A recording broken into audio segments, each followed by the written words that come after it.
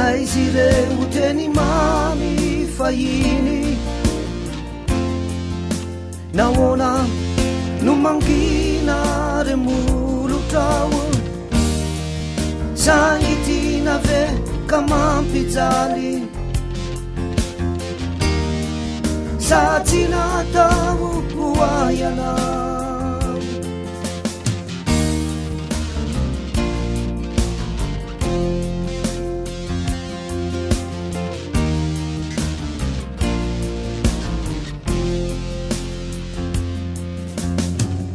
aiko venianadino irony lasantsika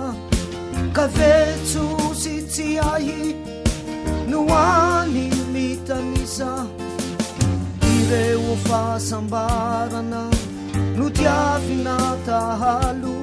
ankehitriny mirodana voko aizy reo teny mamy fahiny nahoana no mangina re molotrao sangitina ve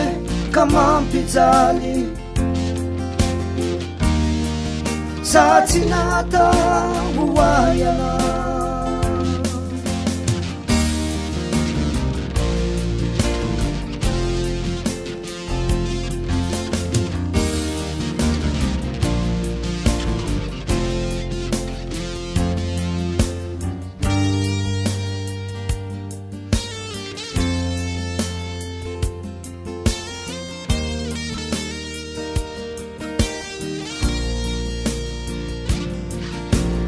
zarineny naton-tsaiko ny orokoroka natao niserana kanefa nandrotika ny foko ataoko ahoana re no filaza ny fijaliko ny laozanao ho irery toizao aizy reo teny mamy fahiny nahoana no mangina re molotrao sangitina ve ka mampijaly sa tsy natao hoaiana sangitina ve ka mampijaly sa tsy natao hoaiana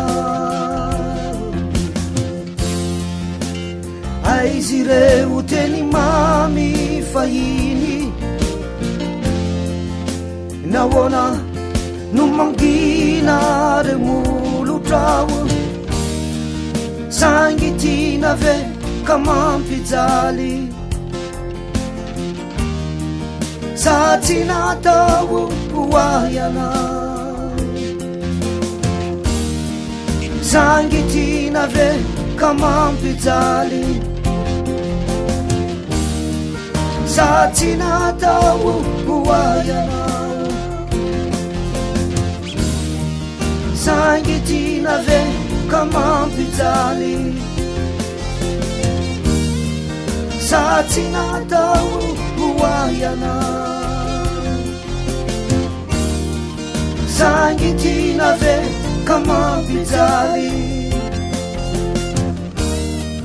sa tsy natao hoaiana